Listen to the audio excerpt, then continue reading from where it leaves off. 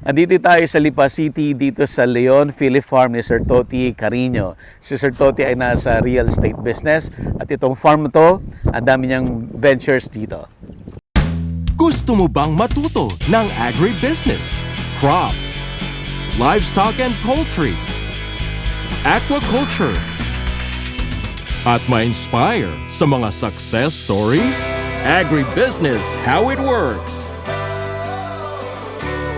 As a YouTube channel, Agribusiness features entrepreneurs, farmers, organizations, OFWs, investors. However, beyond our usual content and official endorsements, Agribusiness does not engage in other business dealings with them. While our viewers and featured individuals and entities may choose to pursue business deals with each other on their own, we encourage them to be cautious in doing so.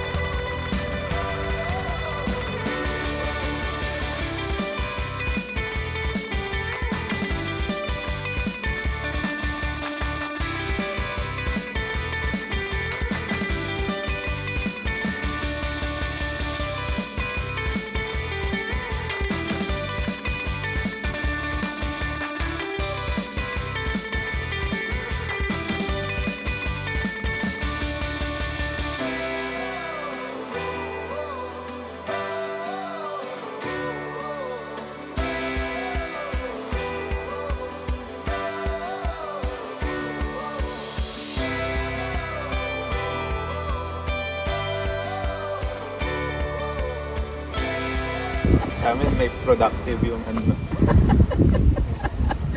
Okay naman ang patay. Si Sir Toti Carino. Ayan na, meet na rin kita finally. After so many episodes of staying up late, watching your Thank you program. sir, thank you sir. Sir, kapitan ka muna natin. Kakain muna tayo eh. Ay, sige po. Okay lang po. Mamaya na. Kain muna tayo. Baka alas 12 na kayo eh. Malamig. Naku, makangin dito. Lalo sa gabi, magano ka, magja-jacket ka. Wala si partner mo. Si Pat. Si Pat. Sabi sa akin eh, ba't nagkaka-interest ka sa farming? Sabi ko, hindi ba lupa din yun? Parang real estate din yun eh, di ba? Oh. Kailangan educate mo muna yung tao sa milk drinking eh. Di ba? Pero kami dati, when we were supplying, for a while, nag-supply kami sa hypermarket. But we could not supply yung consistent na production. Meron silang minimum na kailangan i-sustain mo eh. Eh, hindi namin na-project yun. Ayaw nila nung ganun. Yung meron, tapos next week, nauubusan sa shelf. Yun ang first consideration nila na sustainable ba yung delivery mo na consistent. So, that time, ang target ko nun sa dairy, 1,000 goats, di ba? Ngayon, yung target ko, if I had 1,000 milking goats, I could at least be assured 1,000 liters a day, ha? Hindi ko na-reach yun, eh. Hindi ko pa kilala si Paul nun, eh. Malaking tulong itong ginagawa mo, ha? Even for yung mga OFWs na nakakaipon ng konti sa pagtatrabaho sa labas. Huwag lang may scams. Ang daming scam. Ang daming scam. Totoo yan. Pero yung mga endeavors na ganyan, katulad na, yun ang nagpe-preserve ng hope pa rin sa kanila na pagbalik nila dito, masusustain nila yung nakakasanayan nila sa labas. Ako nung 1985, 86, pumunta kaming Middle East. We were one of the first ones na pumunta doon to open our real estate office. Ang mission namin doon, yung mga OFWs, dahil sinusugal yung pera pag uuwi na, walang magawa eh. Kasi sila nagsusugal. Ang daming sad stories. Pag uwi, wala, ubos. Tapos, pag ganda doon, noon di ba, wala pa yung mga telephone na you can talk to your family. Noon papadala ka ng voice recording. Abo, yung tape pa. Eh, Voice tape ang tawag voice nila, tape, sir. oo. Sama ko si Bong Lapira. Ewan ko kung nabutan mo si Bong Lapira. Yung boses na napakaganda. Sabi ko, Bong, punta tayo ng Middle East. Punta tayo sa mga kampo-kampo. Tapos, paalala natin kung ba't sila dito. Mm. Para mag-ipon at pag-uwi, ano ba yung pangunahin nilang minimiti. Siyempre, magkaroon ng bahay. Yun ang una eh. Magkaroon ng bahay. Pero bago magkabahay, pumunga ng lupa. So, kaya kami andito. Patay ang ilaw niyan ha. Kabayan, yung sakripisyo mo. Marangal na sakripisyo yan. Sana matupad mo. Pare, pagbukas ng ilaw, ang lalaki ng mga katawan, ha? Lumuluha, umiiyak. Umiiyak. Dahil naalala nila yung sakripisyo eh. Tapos yung siguro yung iba, second contract na walang naiipon dahil kung ano-ano mga pinagkagawa doon. Di ba? Sir Toti, sorry po. Ano po yung pangalan ng real estate company? Dati Phil Estate, Phil Estate. founded in 1981. It became public noong 1992. Publicly listed. Tapos noong 2010, pumasok na sa amin yung Mega World. So, kami naman, yung private holdings namin, yung real estate. So, ito, isa to sa mga private holdings. Ang projects ko noon ranges from residential subdivision, commercial, saka mga a little bit of townships, yung mga leisure community. Nag-golf ka ba? Nako. Hindi. Hindi pa ako qualified yata. Eh, The fall. Hindi pa tayo pang golf. ito, dinidevelop ko nga. Marami kami na-develop. We were the first ones to start yung golf course community. Southwood, Sherwood, lahat yan kami nag-develop. Na-establish namin mga siyam na golf course. Tapos around it yung mga bahay. Yun yung boom ng golf. Sa real estate naman, we had from lower end subdivisions para sa middle class, affordable housing hanggang sa upper end. Condominium also. Kaya sabi ko maglulupa ako eh. Tunay na maglulupa, di ba? Sa real estate na gano'n din kami. We went all over. From Bacolod, Iloilo, Baguio. Yung camp dyan eh. Kami nag-develop niya. Yan eh, real estate. Sa agriculture, iba naman ang problema. Bagyo, ulan, logistics, market. Di ba? Mas natural, nature ang inaano mo dito, hinaharap mo, no, buddy. Eh, napapanood ko dun sa vlog mo eh. Maganda eh, very incisive yung mga questions mo on the businesses. But mukhang may common thread eh, di ba? Meron. Ano ang tingin mong common thread na nakikita mo? Small scale farming ka or medium scale or yung large scale, yung pinuntahan mo yung kay MVP eh. MVP. Iba naman yun eh. Iba. Yan kasi syempre may capability sila to talk with the... Tsaka na-address nila yung market, mga concerns like mechanization, di ba? Pero ang isang observation ko, dati, sinasabi nila hindi magpo-prosper ang agriculture sa atin. Kasi small plots of land tayo. Unlike sa other countries, Thailand or even the States. Malalaking plots of land. Kaya hindi masusustain yung mga farmers natin dito na maging sustainable ang kanilang negosyo. Dahil maliliit eh. Well, yun din naman ang situation ng Taiwan. Correct. Maliliit din. So, But may proper consolidation kasi.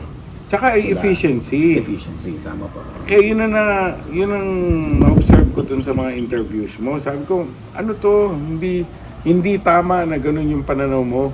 Because even on a small plot, You can increase your productivity, you can increase your yield, you can choose the right crops, you Yes. can address the situations, di ba? Through proper structures. And then sa marketing, siguro pinag-aaralan din. Kahit maliit lang yung lupa, kung lahat naman nabebenta. Di ba? Tama ba? It's a misnomer na it's an excuse na porket maliliit ang lupa, hindi Well, depende sa crops. Sabi ng isang Kung sugarcane, definitely kailangan mo ng malalaki. malalaki. Oo. Hindi po pwedeng maliliit. Pero why are you limiting yourself to sugarcane? Di ba? There Yes. could be other crops. Oo. Di ba? Tama yung sabi mo in Taiwan. Mm. Sino ba yun? Na-feature mo rin ata sila Wilson Yung gumagawa ng net house. Yung taga Taiwan. Wilson. Ay, opo. Ayun. Ah, ah. Napuntahan ko din siya. Dito sa Lipa po sila. Sa no? Lipa, Opo. nagkwento. Baka magpagawa ako ng net house sa kanya. Tapos pinakita niya sa akin yung 2,000 square meters na net house. Pero may potted plant siya, mga sili, lahat. Andun, no? Kami magkakasama nung pumunta sa Taiwan. Ito lang, galing lang siya ngayon. Ay, lately, apo. Hindi na po kasama dyan. Okay. So yun, depende talaga sa crops. Mhm. Saka yung importante yung ma-consolidate na ng farmers. Ito, talking about this farm is about 80 hectares. Wow. Kasi gagawin namin subdivision sana to. Opo. Ayun lang ang Expressway. expressway, andyan lang. Oh. Tsaka yung likod niyan, andyan na yung sa airbase. Andyan na Okay. May subdivision kami dyan, yung Magnificat. Ito sana yung expansion. So it started 90.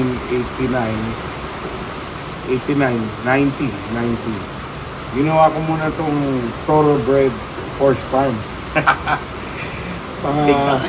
Pang kabayo. Ang nagikayat sa akin dyan, si Andox si Sandy. Napunta mo na ba farm ni Sandy? Hindi pa po. Set up kita kay Sandy. Ay, sige sir. Hindi ka matala, best friend ko yan. So siyang nag-ano sa akin, nag-udyok na sa mga kabayo. We went all the way sa Kentucky, punta kami Ocala. Doon kami namimili ng kabayo. Breeding. Kaya yan, yung stables mamaya papasyal tayo. There was a time na umabot ako ng almost 50 horses Wow. ang binibreed, and then we would sell. Noon kasi, nasa tiyan pa lang yung kabayo ng nanay May buyer niya, na. may buyer na, inaabangan na. Yeah, sila Benhard. Ilang beses na kabili sa akin yan.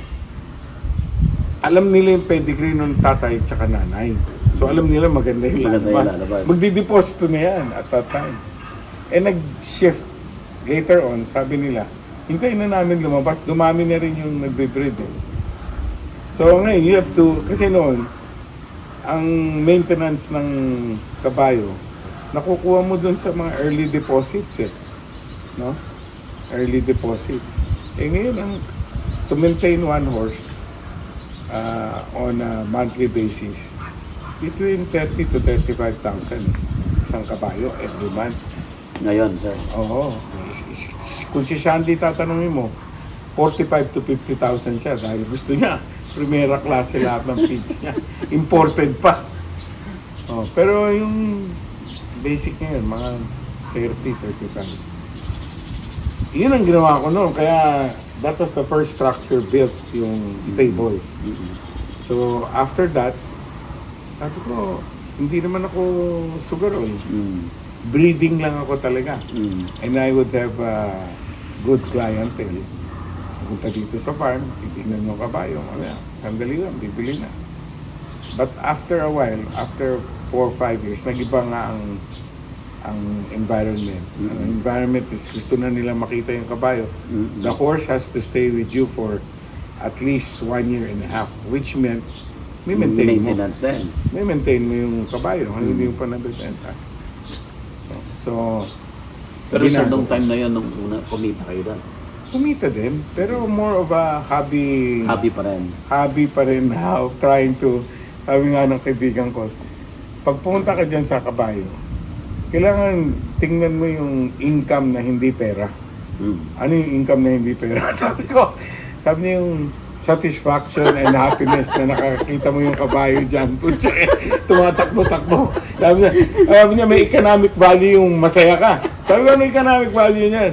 Aba hahaba buhay mo. Sabi ko, ganun ba? So, after yung stint sa kabayo, meron naman nag-introduce sa akin ng sabi niya, alam mo yung kabayo, para kang ginagatasan. Buwan-buwan, labas ka ng pera. Sabi niya, manap ka ng livestock na ikaw ang nanggagatas. Hindi ikaw ang ginagatasan. Tawa ako ng tao. Ano yung mo sabihin?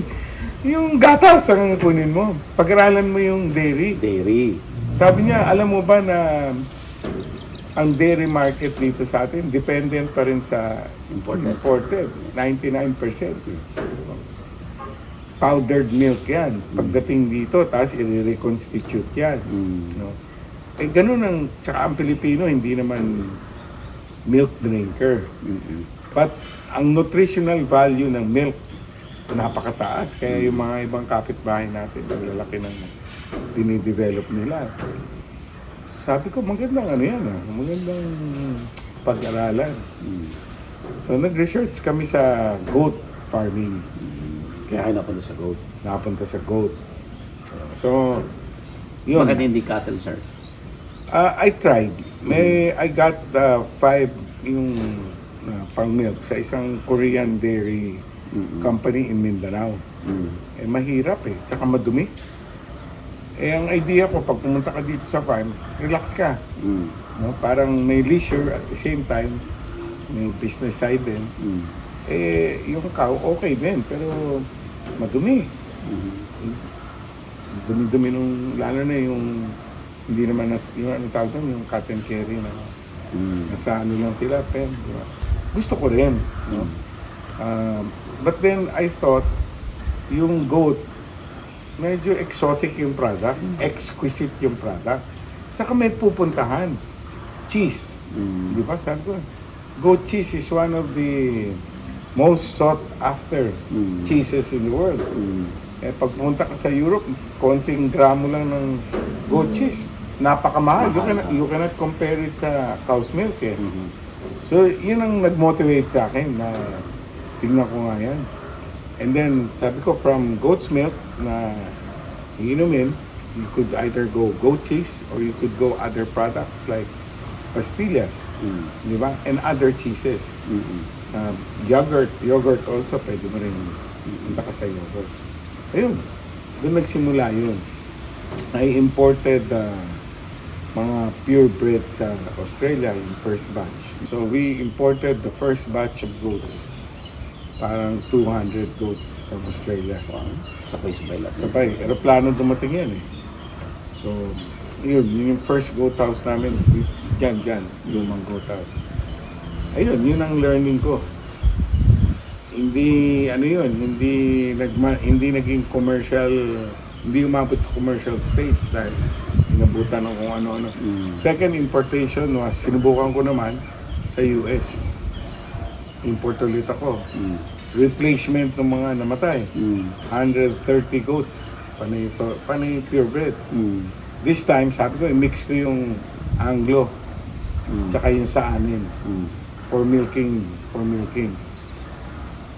Aba, medyo nakakainganyo dahil yung second batch, padami ng padami. The highest number we were able to breed here, nagkaroon kami ng almost 450 heads. Out of the 450, we were milking on a daily basis mga 130. So, 130 liters a day. Actually, marami na rin yun. Marami na. Ang naging problema doon, hindi ready yung market. Naman noon. Na hindi ready yung market na masustain yung... May shelf life yung gatas Oo. Ayoko naman Paano yun, sir, nagiging bad order yan. Oo. Babalik yan. Hindi, tsaka pag ilagay mo talaga, expiry. Don't drink after 3 weeks. 3 weeks ang longest, ilagay mo sa fridge mo. 3 weeks pwede yun. Pero pag after 3 weeks, that's bad milk. Tapon mo na yun. So, yun. And then, sabi ko, sige, ang dami pang bakanting lupa dito. Sabi ko, subukan naman natin, plants, kakao. Oh. So, nag-plant kami ng kakao. So, I have here sa farm, I have, dati umabot ng 15,000 trees. Meron akong 15,000. Ang natira sa 15,000 trees, 4,000. Pero ngayon, full grown na. Mga 4 years old na, namumunga na. So we're Hindi pa harvesting. kayo nag-harvest? Nag-harvest na kami. Nag-harvest na kami. Pero again, may mga learnings na, alam mo, sa umpisa, pag ikaw nagsisimula, di ba? So I had to get somebody from Davao na yun ang kanyang expertise. No? Labor intensive din sa pruning and pruning mo. No? Konting pabaya, ayun, peste, kung ano-anong sakit ng kakao. But at least na-maintain. Now, I still have about mga 4,000 trees na kakao. At namumunga na lahat. After that, yung brother ko naman, taga-US gusto naman ma-avocado orchard. Putsa. Sir, Sabi ko, paganda niya. Yung kakao mo, yung harvest mo, saan mo dinadala? Binibenta. As beans. Beans na? Beans. Kayo ang Tsaka- nagpa-process? Kami, tsaka tableya. Tablaya na rin. Dalawa lang naman, yung dry beans na niluto namin, or tableya. Meron rin kami tableya. Nakalimutan ko sabihin siya, yung goat's milk. Na-process din namin sa goat's milk soap. Soap. Soap. Meron namang hapon na bumibili sa akin dito. Pinatoling ko yung soap, pero goat's milk ang laman niya. Naku, yung hapon every month, tuwing dating dito, o kahon-kahon ang binibili, yung pala binibenta sa Japan. Goat's milk soap. Maganda Maganda sa balat, maganda ang pakiramdam, etc. etc. Ano pa ba? So yung avocado. Natuloy yung avocado. Yung brother ko naman, variety. Hass. Pari ko. Hass, variety. Napasok na dito. Nakakuha siya dun sa Broca laboratory sa US. Gina!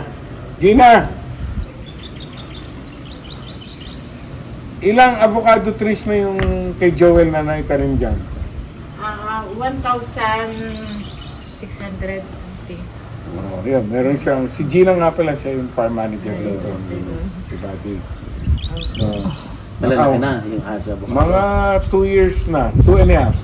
Tama ba? 23 years na, sir. Magti Opo. 3 years. Kailan mo magbubunga? Next year. May mga bunga na. Maliliit na bunga. Ito.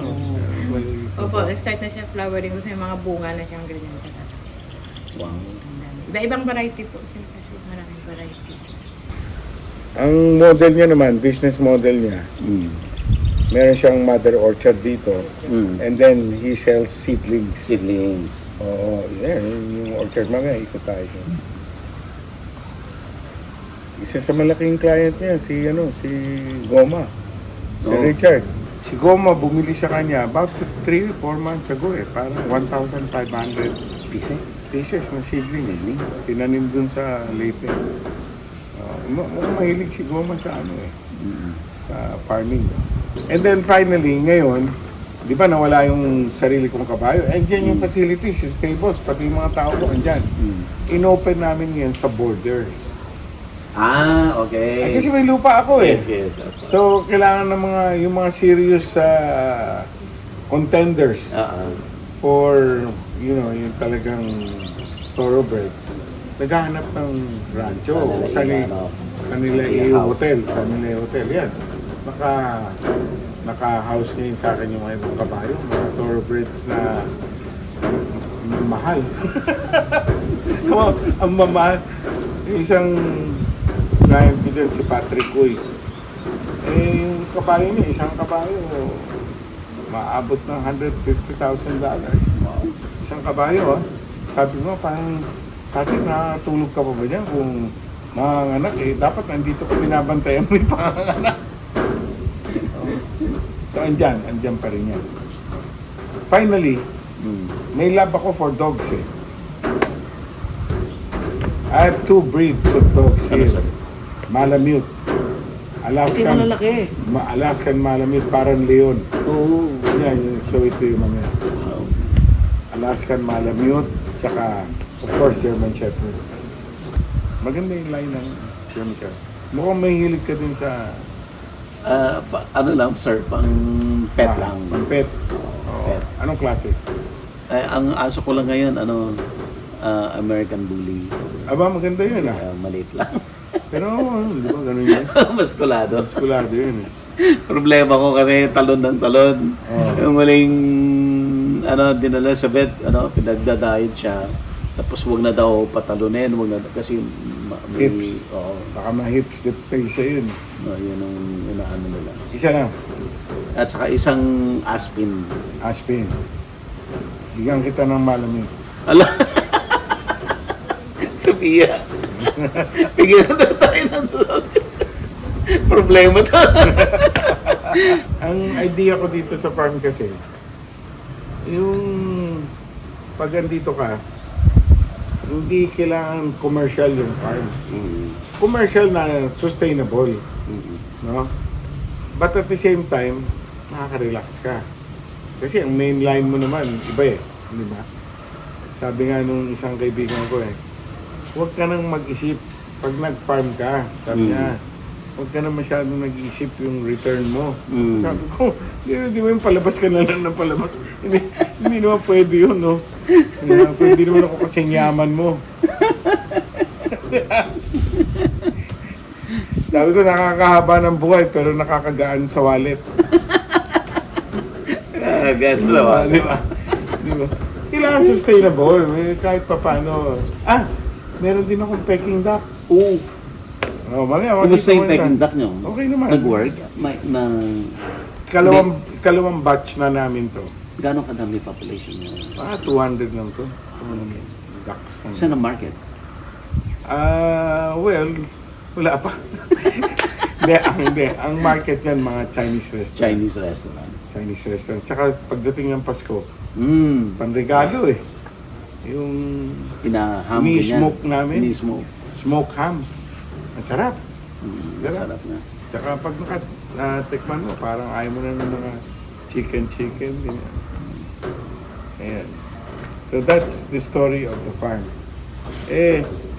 Sabi ko dito kay Gina, alam mo Gina, inaalagaan mo nga yung mga hayop, kaso yung marketing natin, wala tayong marketing. Sa word of mouth lang tayo, mga kaibigan. Hindi pwedeng dumami yan na wala kang formal outlet na nakikilala ka ng tao. Kasi gastos din yan eh. Sa feed, sa pakain mo, sa tao mo, lahat yan, ganyan. Kaya sabi ko si Buddy ang pwede natin yung nagtulong. Marami nga natutulungan ng mga ganyan eh. Small farmer. Connect sila. Hindi. Yung mapanood ka lang sa vlog eh. Maraming natututunan. Yes po. Maraming natututunan. Katulad dati noon yung mga natutunan ko kasi yung sa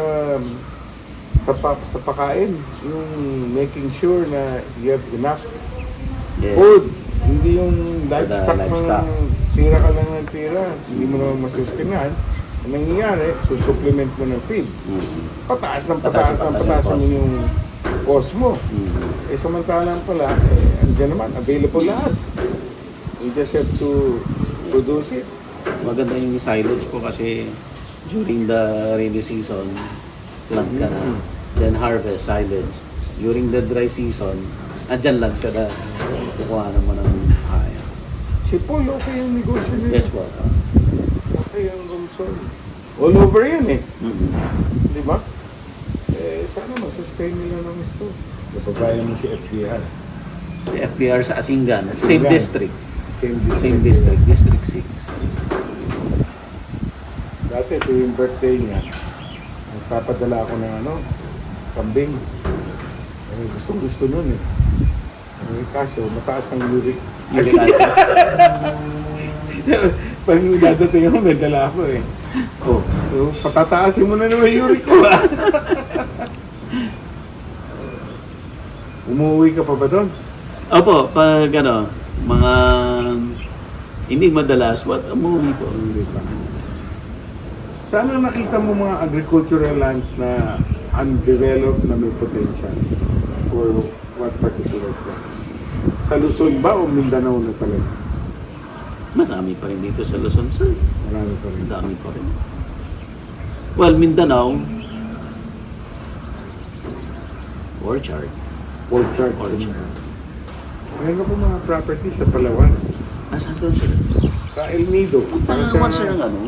Saka Puerto Princesa. Tsaka dito sa yung pangalan na Sandoval. Sandoval. May airports doon na hindi gamit eh. Palawan, sir, ang requirement ng Palawan, gagaling pa ng Manila.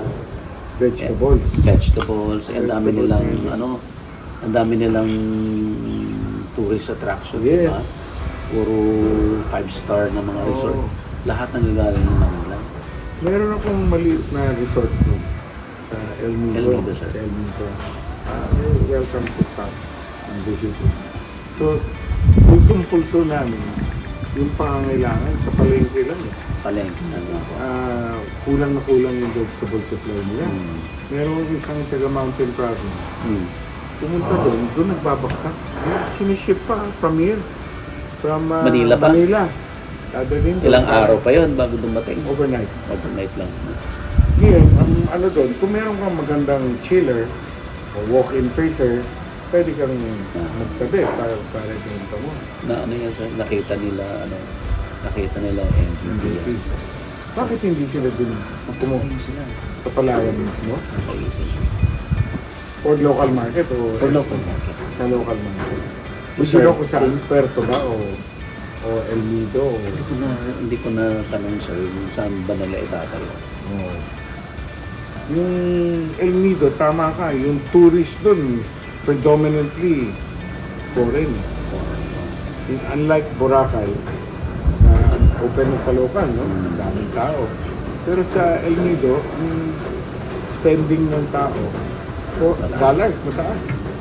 But they also demand quality Yeah. product. Okay lang naman yan. Oo, okay lang. Isang problema na nakikita ko dito, yung lack of farm workers na ngayon. Farm workers talaga. Wala kang makuha. Dito sa Batangas, hirap na hirap kami. Dito sa foreign. Kain na? Okay, sige. Agribusiness merch is now available on Shopee and Lazada. Agribusiness, how it works. Instruct, inspire, succeed.